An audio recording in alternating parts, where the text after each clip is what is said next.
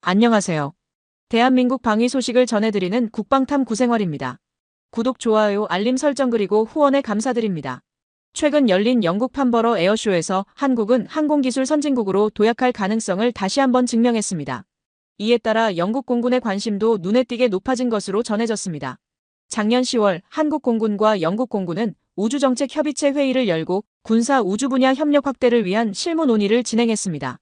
독일 공군이 피치블랙 훈련에서 한국 공군에 불공정하게 대응했다는 주장과 달리 영국 공군은 한국을 동등한 파트너로 존중하며 강한 협력 의지를 보였습니다. 특히 일본 항공자위대와 한국 공군을 동일한 외교적 지위로 대우하고 실질적 협력 기반을 마련한 점에서 독일과는 확실히 다른 모습을 보였습니다. 하지만 예상치 못한 상황이 발생했습니다. 일본이 긴박한 분위기 속에서 영국을 급히 방문하게 된 것입니다. 이는 공동 전투기 개발 과정에서 변수들이 발생했기 때문으로 알려졌습니다. 영국은 차세대 전투기 개발을 위해 2025년까지 약 20억 파운드, 한화 약 3조 5,800억 원을 투자하고 총 120억 파운드, 약 22조 5,300억 원의 예산을 편성할 계획이었습니다. 그러나 최근 총선에서 보수당이 패배하고 정권이 교체되면서 전투기 개발 예산이 삭감될 가능성이 제기되고 있습니다. 영국 현지 언론 텔레그래프 등은 일본과 이탈리아가 함께 진행 중인 차세대 전투기 공동 개발 프로젝트가 중대한 기로에 놓였다고 보도했습니다. 새롭게 집권한 노동당이 이 사업을 러시아 위협 대응책으로 보지 않을 수 있으며 보수당 출신 전직 국방 관계자들 역시 사업 축소 가능성에 우려를 나타냈습니다. 영국 국방 전문 싱크탱크는 향후 5년 이내 유럽에서 무력 충돌이 발생할 경우 세계 경제가 침체될 가능성이 높다고 경고하며 차세대 전투기 개발이 더욱 복잡한 상황에 직면할 수 있다고 분석했습니다. 러시아가 앞으로 10년 안에 나토를 상대로 군사적 도발을 시도할 수 있다는 우려 속에서 전체 국방 예산의 4분의 1을 6세대 전투기 개발에 투입하는 것은 현실적으로 무리가 있다는 지적도 나오고 있습니다. 급변하는 전장 환경에서 초음속 전투기 생산 체계를 독자적인 기술력으로 설계하고 구축한 나라는 전 세계적으로 매우 제한적이라는 사실은 잘 알려져 있습니다. 이런 상황 속에서 KF-21 전투기의 초기 모델인 블록원과 전투 성능을 비교할 때 자주 언급되는 기종은 비교적 구형인 4세대 프랑스 라팔 전투기입니다. 다른 국가들의 상황을 살펴보면 일본산 F-2 전투기는 해외 수출 경쟁력에서 사실상 제외되었고 유럽연합이 개발한 유로파이터 역시 사업 실패로 평가받고 있습니다. 중국과 러시아산 전투기는 미국의 무기 제재로 인해 도입 시 외교적 부담이 커져 현재 KF-21 보라매의 주요 경쟁 상대는 미국과 프랑스로 좁혀지고 있습니다. 이 사실은 다시 봐도 매우 의미 있는 변화입니다. KF-21이 효율적인 개발 과정을 거쳐 성능과 가격 경쟁력에서 우위를 확보해야만 우리 군이 미국산 무기에 의존하지 않고 독립적인 무기 플랫폼을 보유한 국가로 도약하며 해외 수출로도 이어질 수 있습니다. 그러나 한국산 전투기가 글로벌 시장에서 주목받기 시작하자 미국의 견제 움직임이 다시 나타나고 있습니다. 현재 KF-21은 미국산 엔진을 사용하고 있어 생산과 수출을 위해 미국 정부의 핵심 부품 수출 승인을 받아야 합니다. 하지만 미국 방산 당국은 아직까지 이에 대한 명확한 입장을 밝히지 않고 있는 상황입니다. 평소에는 빠르게 답변을 주던 미국 측이 이번에는 매우 신중한 태도를 보이고 있습니다. 그 배경에는 만약 승인이 이루어질 경우 사우디아라비아와 카타르처럼 대량 도입이 가능한 국가들이 한국산 전투기를 정식으로 구매할 수 있다는 점이 있습니다. 한국은 이에 굴복하지 않고 전투기 엔진의 국산화를 이미 추진 중이며 2030년에는 미국산 엔진 없이도 생산이 가능할 것으로 전망됩니다. 현재 보라매가 미국산 엔진을 사용하고 있는 것은 사실이지만 향후 국산 엔진으로 교체될 경우 판매 가격도 훨씬 경쟁력 있게 책정될 수 있을 것으로 기대되고 있습니다. 앞으로 한국이 KF-21의 성능 시험만 안정적으로 완료한다면 K방산은 전투기 시장에서 라팔과 F-35를 상대로 경쟁 우위를 확보할 가능성이 매우 높습니다. KF-21 블록1과 블록2 개발은 해외 수출뿐 아니라 우리나라가 전략적으로 다양한 이점을 가지는 데 충분한 역할을 했습니다. 과거 한국이 미국산 전투기를 도입했을 당시 록히드 마틴의 일방적인 요구로 인해 해외 수출 시장에서 비판이 제기된 사례가 있었습니다. 이탈리아, 한국, 네덜란드, 싱가포르 등 F-35를 도입한 국가들조차 미국이 한국에 비정상적인 비용을 요구해도 록히드 마틴에 제대로 항의하지 못했던 상황이었습니다.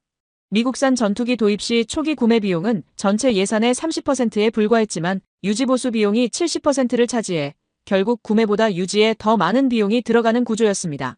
또한 미국은 기술 유출 방지를 이유로 한국이 전투기 내부를 자체 점검하거나 해체하지 못하도록 봉인 스티커를 부착했고 이를 훼손할 경우 한반도 내수리 지원조차 거부하는 상황까지 벌어졌습니다. 현재 일본 내부에서는 영국의 이탈 가능성에 충격이 퍼지고 있으며 일부 일본 네티즌들은 한국산 전투기 도입이 더 경제적이며 한국 기술을 받아들이면 일본의 기술 개발 시기를 최소 10년 앞당길 수 있다는 의견을 내고 있습니다. 이에 일본이 독자 개발을 고수하기보다는 현실적인 대안으로 한국산 전투기 도입을 검토해야 한다는 주장이 힘을 얻고 있습니다. 한편 인도의 유명 방산 유튜버는 인도 정부가 차세대 전투기 도입을 고려 중이며 후보 기종으로 F-35, 수호이 57, 그리고 한국의 KF-21이 포함돼 있다고 전했습니다. 인도는 이미 한국산 K9 자주포를 대규모로 도입해 중국을 견제한 바 있으며 자국의 5세대 전투기 개발을 포기한 뒤 급속히 성장 중인 KF-21 도입 가능성을 진지하게 검토 중이라는 보도도 나오고 있습니다. 판버러 에어쇼에서 KF-21 첨단 모형이 공개된 이후 유럽 각국에서도 KF-21의 뛰어난 가성비에 대한 관심이 빠르게 확산되고 있습니다. 이번 에어쇼를 계기로 여러 국가들이 KF-21을 전투기 도입, 후보 기종에 포함시키기 시작한 것으로 알려졌습니다. 영국과 일본이 공동으로 추진하던 차세대 전투기 개발이 중단될 가능성이 제기되면서 일본은 영국이 해당 프로젝트에서 이탈할 경우 사우디아라비아를 새 협력 파트너로 고려하고 있다는 분석도 나왔습니다. 그러나 사우디는 이미 한국과 함께 KF-21 공동 개발을 포함한 대규모 프로젝트를 추진 중이어서 일본의 계획에는 별다른 관심을 보이지 않는 상황입니다. 사우디는 과거 지켓 프로젝트 참여를 희망했지만 일본의 반대로 무산된 경험이 있었으며 이번에는 오히려 영국의 이탈 가능성으로 인해 일본의 차세대 전투기 개발 계획 자체가 위기에 직면하고 있습니다. 현재 사우디는 한국항공우주산업과 함께 6세대 전투기와 위성 개발을 포함한 패키지 협상을 진행 중인 것으로 알려졌습니다. 카이 고위 관계자에 따르면 사우디 측은 차세대 중형 위성의 기술 이전과 현지 생산성 향상을 위한 공동 연구를 공식적으로 제안한 것으로 알려졌습니다. KF-21 6세대 전투기와 함께 중형 위성 개발을 포함하는 패키지형 계약이 구체적으로 언급된 것은 이번이 처음이며 KF-21의 수출형 모델인 KF-21SA가 사우디 맞춤형 사양으로 발전할 가능성도 높아지고 있습니다. 한화에어로스페이스는 이번 판버러 에어쇼에서 한국산 첨단 항공기 엔진 모형을 처음 공개하며 해당 엔진이 향후 KF-21 블록3에 탑재될 예정임을 밝혔습니다. KF-21은 블록3 버전을 통해 고성능 데이터 링크, 극초음속 미사일, 레이저 무기 등을 장착해 6세대 전투기로 진화할 계획입니다. 이번 에어쇼에서 공개된 엔진은 현재 KF-21에 장착 중인 F-414 엔진과 유사하지만 추력 1만 5천 파운드를 넘어 1만 8천 파운드급 성능을 목표로 개발되고 있으며 향후 더 높은 출력 확보 가능성도 평가받고 있습니다. 진행 중인 2000켈빈급 내열 소재 개발 사업은 2025년 완료를 목표로 하고 있으며 이를 통해 엔진 성능 역시 한층 향상될 전망입니다. 사우디와 추진 중인 차세대 6세대 전투기 공동 연구와 함께 전투기 시스템을 연결하는 차세대 네트워크와 6세대 이동통신 기반 군용 위성도 공동 개발되고 있으며 사우디에 약 200기 규모의 위성 공급이 예상되고 있습니다. 이처럼 6세대 전투기뿐만 아니라 위성 분야까지 협력 영역이 확대되면서 전투 항공기 사업은 한층 더 강한 추진력을 확보하게 됐습니다. 6세대 전투기 개발에는 약 22조 원에 달하는 막대한 비용이 들어가며 이로 인해 많은 국가들이 독자 개발보다는 국제 공동 개발을 선택하고 있습니다. 한국은 6세대 전투기 개발을 빠르게 추진하기 위해 중동 주요 산유국인 아랍에미리트와 사우디아라비아의 수요를 철저히 분석하고 이를 반영했습니다. 이 과정에서 한국은 중동 국가들과의 차세대 전투기 공동 개발을 제안하게 되었고 타국의 프로젝트와 비교했을 때 KF-21 블록3 및 6세대 전투기는 상대적으로 낮은 개발 비용과 뛰어난 성능 효율을 갖출 것으로 기대되고 있습니다. 또한 빠른 생산 인프라를 확보하고 있다는 점도 한국의 강점으로 작용하고 있습니다. 6세대 전투기 개발은 기술적 진보뿐 아니라 지속적인 재정 투입이 필수적인데 한국은 사우디의 자금 협력을 통해 안정적인 사업 수행 기반을 마련했습니다. 현재 미국조차도 6세대 전투기 개발 예산 확보에 어려움을 겪는 상황에서 한국은 중동과의 협력을 통해 안정적인 투자 기반을 확보하는 데 성공했습니다. 과거 인도네시아와의 협력에서 발생했던 문제를 반복하지 않기 위해 한국은 재정적으로 신뢰할 수 있는 중동 국가들과 협력해 자금을 신속히 조달하는 전략을 선택했습니다. 이로 인해 가장 늦게 6세대 전투기 개발에 착수했음에도 한국은 오히려 가장 빠르게 개발을 완성할 가능성을 확보하게 되었습니다. 이런 흐름 속에서 최근 영국도 한국과의 협력을 검토하며 조심스럽게 협력 가능성을 타진하는 모습을 보이고 있습니다. 일본이 협력을 추진했던 사우디아라비아와 영국 모두 현재는 한국의 항공 전투기 기술력을 높게 평가하며 협력 의사를 직접적으로 밝히고 있는 상황입니다. 한국 방위산업은 기존의 지상 무기 체계뿐 아니라 항공 무기 분야에서도 확실한 성과를 보여주고 있습니다. KF-21 전투기의 국산 부품 비율은 70%를 넘어섰으며 동력장치, 레이더, 전자전 시스템 등 주요 핵심 기술도 국내에서 자체적으로 확보한 상태입니다. KF-21의 본격적인 생산이 시작되면서 국내외 수요도 점차 확대되고 있습니다. 생산 라인 확장 계획과 함께 스마트 팩토리 시스템이 적용되면서 KF-21의 생산 효율은 크게 향상되고 있습니다. 이 생산 시스템은 파스 체계를 기반으로 설계되어 최대 400대 이상의 전투기를 안정적으로 양산할 수 있는 구조입니다. 현재 한국산 전투기에 대한 해외 바이어들의 구매 문의가 급증하고 있으며 추가 계약이 체결될 가능성도 매우 높게 전망되고 있습니다. 국내 방산 전문가들은 KF-21의 양산 단가를 약 950억 원 수준으로 예상하고 있으며 미국산 F-35와 비교했을 때 80% 이상의 높은 가동률을 유지하면서도 운용 및 유지 비용은 절반 이하로 절감할 수 있을 것으로 보고 있습니다. 이러한 경제성은 KF-21의 가장 큰 경쟁력 중 하나로 평가받고 있으며 스마트 생산 체계와 높은 운용 안정성이 그 기반을 뒷받침하고 있습니다. KF-21이 세계 무기 시장에서 주목받는 또 다른 이유는 한국이 미국 방산업체에 의존하지 않고 전투기를 독자적으로 설계 제작할 수 있는 역량을 확보했다는 점입니다.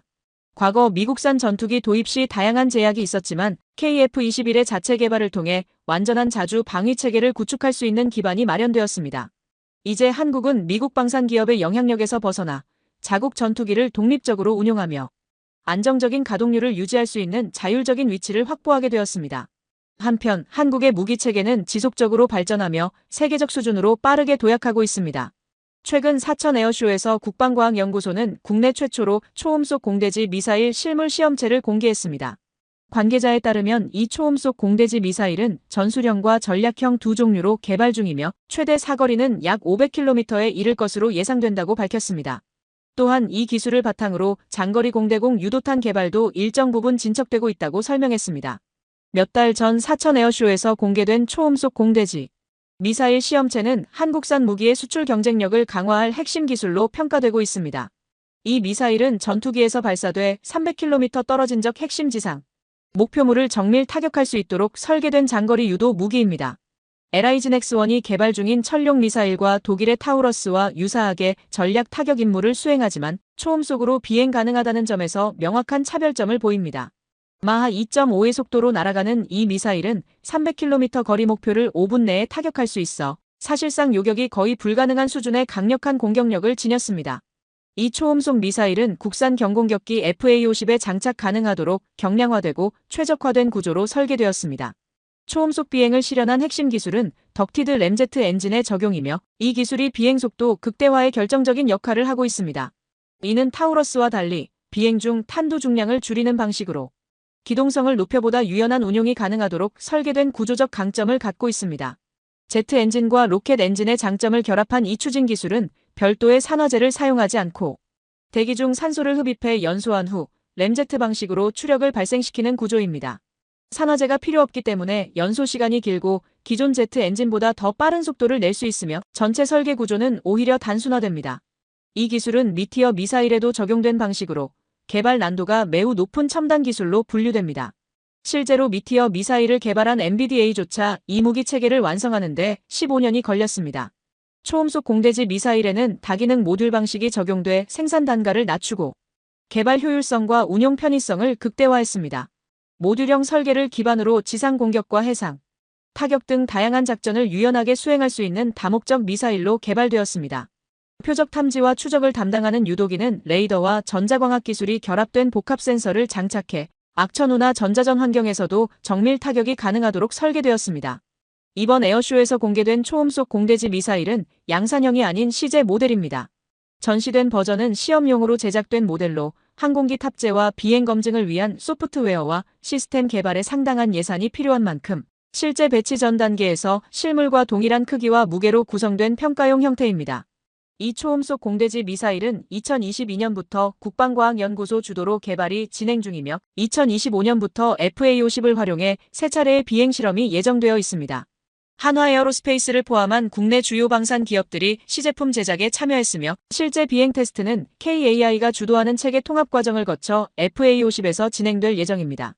현재 FA-50을 운용 중이거나 도입을 검토 중인 여러 국가들도 이 초음속 공대지 미사일에 높은 관심을 보일 것으로 예상됩니다. FA-50에 이 미사일이 장착될 경우 기체의 전술 운용 능력은 한층 강화될 것으로 전망됩니다. 서방 항공기 중 초음속 공대지 미사일을 운용할 수 있는 기종은 프랑스의 라팔이 있지만 핵탄두 탑재 가능성으로 인해 수출에 제한이 따른다는 단점이 있습니다. KF-21과 FA-50의 초음속 공대지 미사일이 적용된다는 점은 양 기체 모두의 수출 경쟁력을 높이고 전투기 성능을 크게 끌어올리는 중요한 요소가 될 것으로 평가됩니다. 조만간 폴란드 현지 언론에서도 이와 관련된 보도가 이어질 것으로 예상되며 FA-50의 중거리 공대공 미사일 통합 문제 역시 이번 초음속 공대지 미사일 도입을 계기로 일부 해결될 가능성이 높아지고 있습니다.